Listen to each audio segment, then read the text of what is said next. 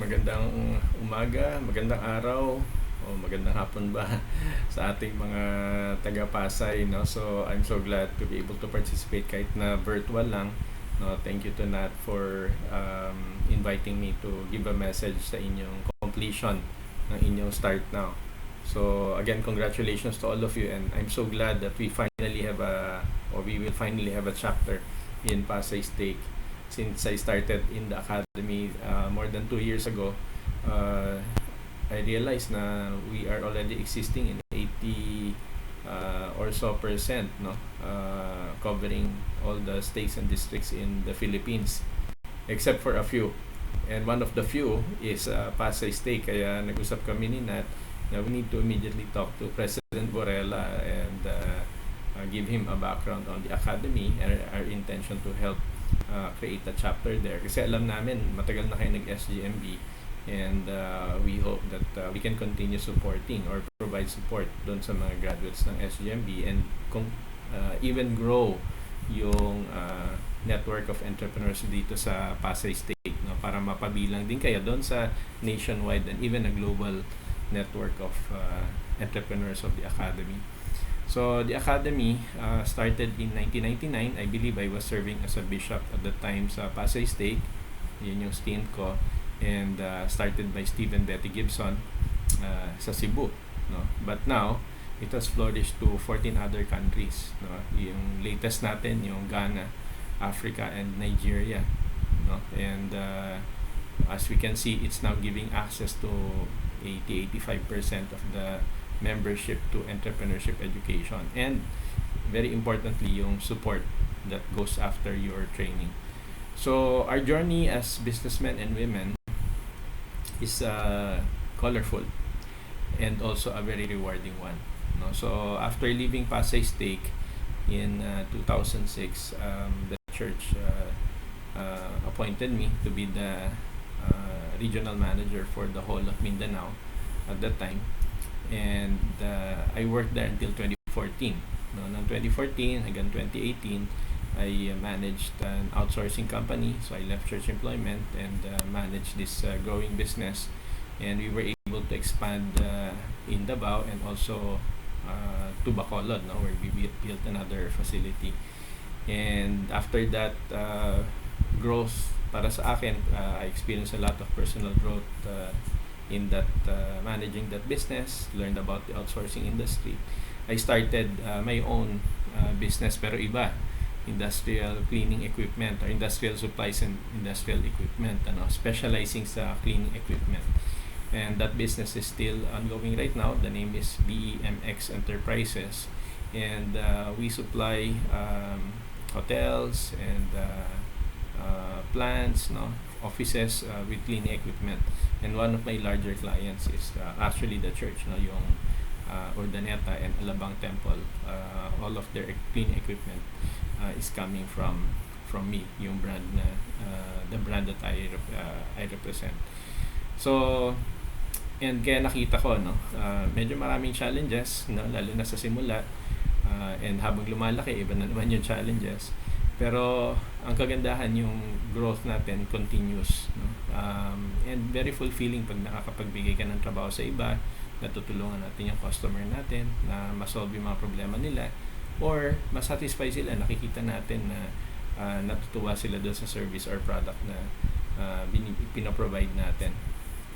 So, and kaya nasabi ko na colorful, no? And I hope that you will find it not only colorful but very rewarding.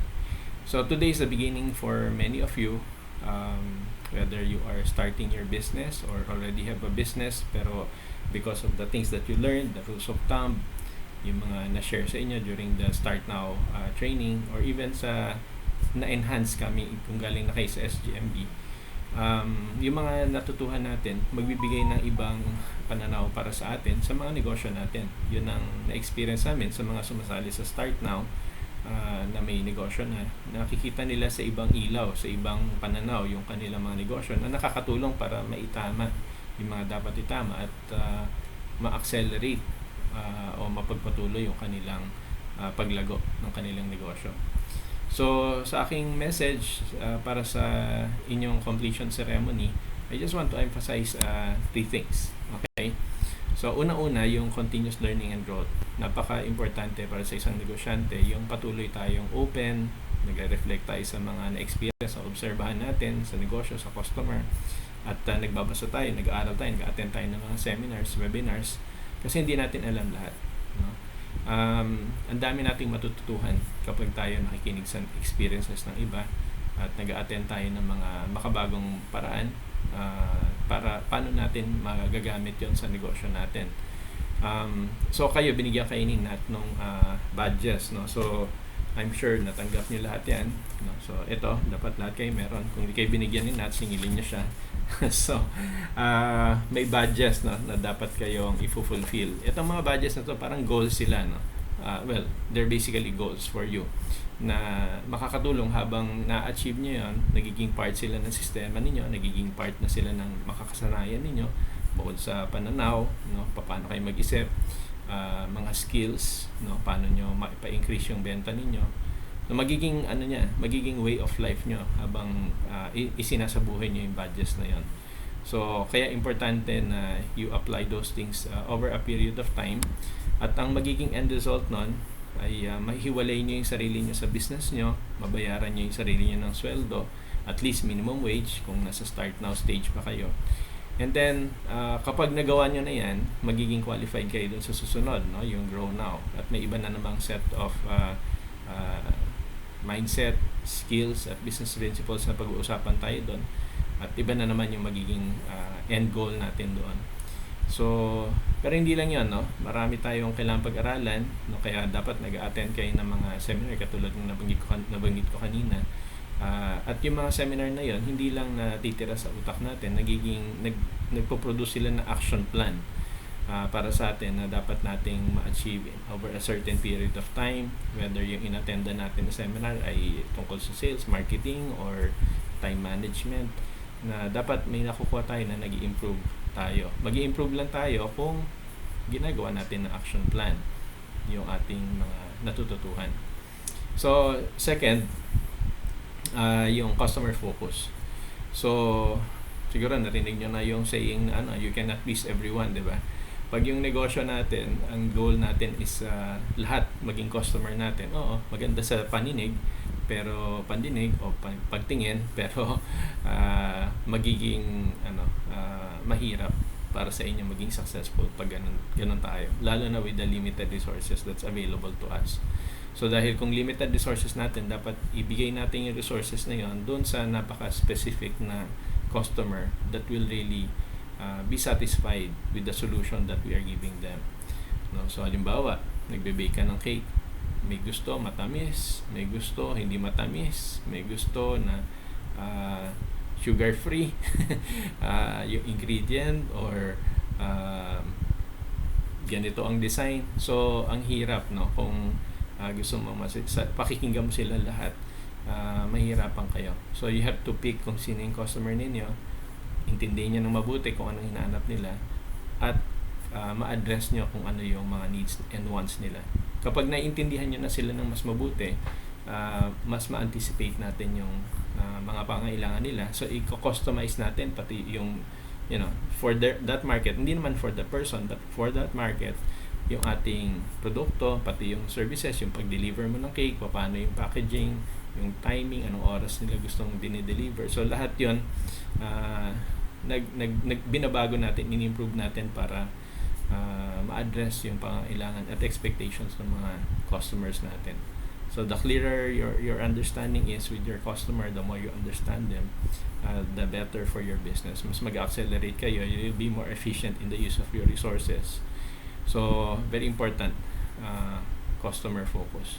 So makinig kayo sa feedback nila para mas maintindihan nyo sila. Humingi kayo ng suggestions sa kanila, huwag kayong maging sensitive, huwag tayong maging sensitive na pag may sinabi sila hindi maganda, parang ayaw na natin, bahala kayo.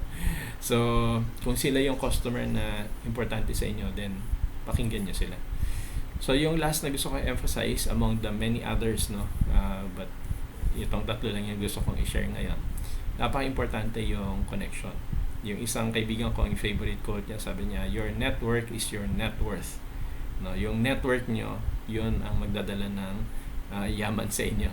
So hindi ko naman sinasabi na pumili kayo ng kaibigan niyo na puro mayayaman lang. Hindi naman ganoon, no? Pero we have to be intentional, be deliberate doon sa effort natin na maghanap ng mga magiging kaibigan, connection na makakatulong sa atin para lumago yung ating pananaw sa buhay. At pag lumago yung pananaw natin, lalo na sa pagnenegosyo, kung yan ang goal natin, maging successful na entrepreneur, kung matututo tayo, may expose tayo sa kanila, mas mabilis tayong lalago din.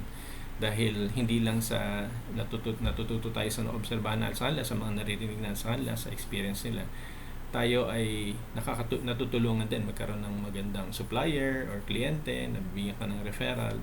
So, napakalaking bagay nun. No? Kaya nga iba, nag-golf sila, di ba?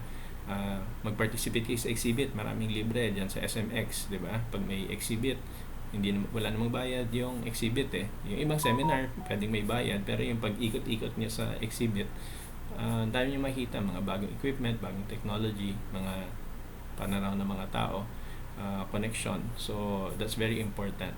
Sa church naman, tayo sa academy, lagi tayong nag-organize ng mga webinar. So, i-like nyo yung page natin, sundan nyo yung ating mga activities sa academy. Nat will, I'm sure, create a chat group kung wala pa.